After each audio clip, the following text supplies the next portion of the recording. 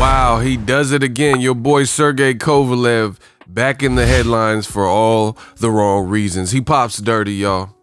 He tested positive for a banned substance. His fight is likely off. We're going to talk about all of that on this side, the real side. Smash the like button.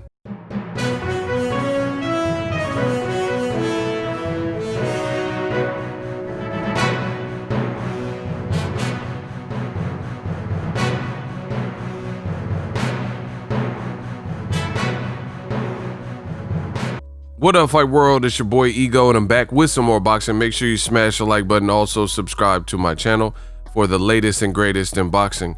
If you want to become part of the gang notification gang, please hit the bell icon. Shout out to the super chats, channel donations, the Venmo donations, the Cash App, and the Patreon family. We working. Breaking news reported by Dan Raphael. That's the one I first seen it from. Breaking: Sergey Kovalev has tested positive for synthetic testosterone. I have obtained the VADA letter outlining the details of the positive test. So this has now been confirmed by VADA, and the information and the policy violation has been obtained by the Boxing Reporter.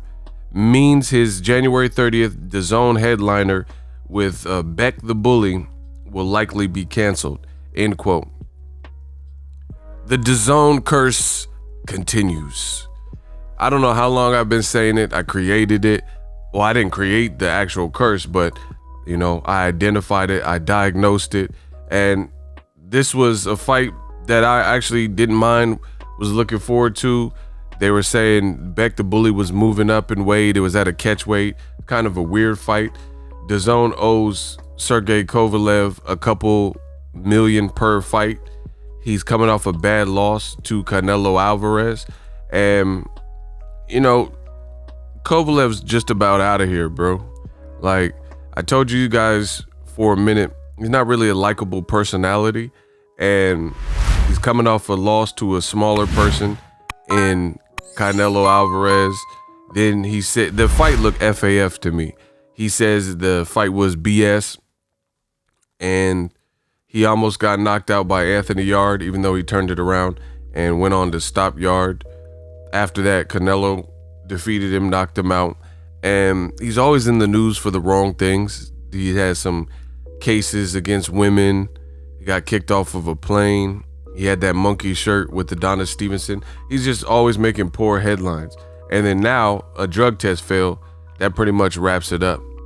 So Canelo and Kovalev fought. That was his last fight. They both have failed drug tests at some point in their careers, but it's about over for Kovalev. A synthetic testosterone, that means, probably he was worried about the opponent, because the opponent is a knockout artist, Beck the Bully, who was, even though he was moving up in weight, he had youth on his side and things like that. I don't know any other reason why anyone would take testosterone. As I've long stated, I think Anthony Yard did all right. A leader, Alvarez, beat Kovalev the first time they fought. But what I really believe is Andre Ward took this man's soul. He showed everybody the blueprint and beat Kovalev not once but twice, and showed the world that Kovalev is not immortal. He showed that Kovalev can be touched, Kovalev can be beat, and the bully can be bullied. So I see why Andre Ward decided to retire after that, because it was such a right off into the sunset type of win. And it's been downhill for Kovalev since then. Kovalev does have a good resume. Bernard Hopkins, that's a legend. He nearly stopped him in the 12th round. He did drop Bernard Hopkins, I believe, in the first round in New Jersey. But at this point, Kovalev looks to be a shell of his former self. Doing things to jockey for a position is reputable. It's just, it shouldn't happen in boxing, people. Cheaters need to be put on severe consequences, because we're playing around with somebody's life when it comes to this whole boxing game. On top of that, man, this is just bad for DAZN. This is bad. This is one of their first fights. They did have the Ryan Garcia, Luke Campbell fight. That was a fun fight. But this was part of their fight season or whatever. And the good thing for them is this is a way to get out of having to pay Kovalev millions of dollars that you owe him, because he messed that up. He messed that bag up himself. I don't see how this fight would continue, even though Beck the Bully, he says that he don't care if Kovalev is on something. He says he'll fight him anyway. He don't care. Let me see if I can pull it up real quick. Here it is. 1 hour ago. So Beck the Bully obviously heard the news, and this is his response. So I give you everything in one video. Make sure you guys smash the like button, hit the bell notification icon, subscribe to the channel. I drop the illest content in this boxing game. Dope. Beck the Bully says, I don't like talking, but I said it last night. It makes no difference to me. Just put him in the ring. Let us fight regardless. And then he tagged Golden Boy and DAZN, etc. So, you know, you can admire that he's saying he don't care, but at the end of the day, that's not how commissions work. If you fail a drug test for banned substance, what kind of precedence would that really set? If just because the fighter's okay, what if you fight, it's just not likely to happen, bro. Like, despite the fighter saying, oh, come on, let me at him.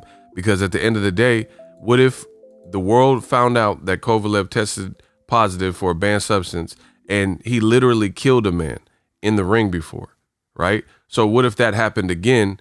Then that blood would be on the commission's hands because they allowed the fight to push through knowing the man was on a banned substance. It would set such an awful precedence in the sport of boxing. I don't see the fight continuing.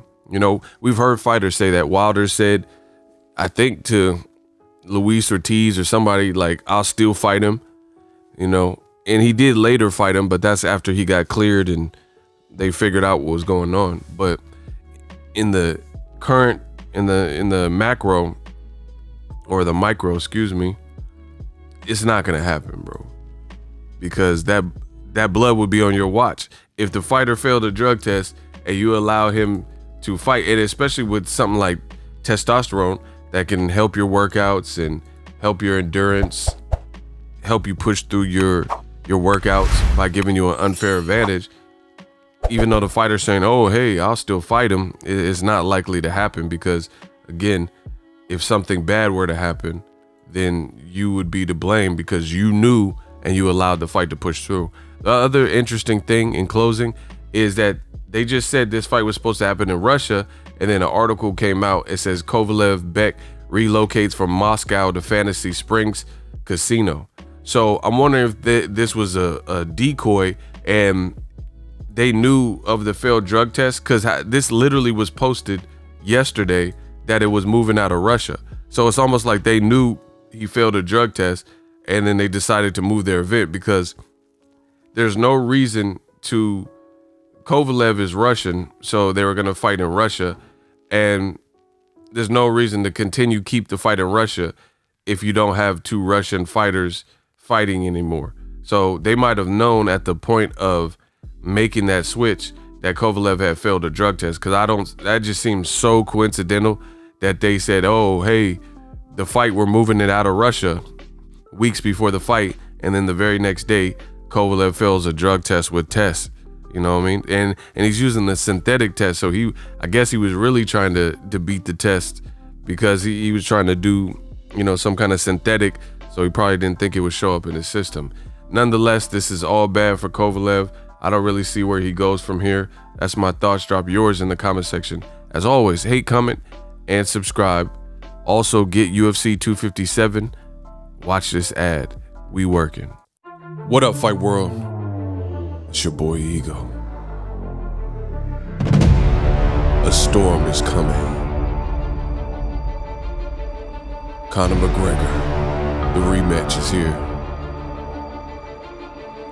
Poirier versus McGregor 2, only on ESPN Plus. Use my link in the description. UFC 257. I'll see you at the fights. Who the fuck is that guy? So if you enjoyed this video and want more content like this on the channel, you can show your appreciation by going to the PayPal donate button or the YouTube support button, and you can donate any amount that you feel is equivalent to the value of this video. Much more to come. Thank you guys for your support. Boxingego, the future of boxing.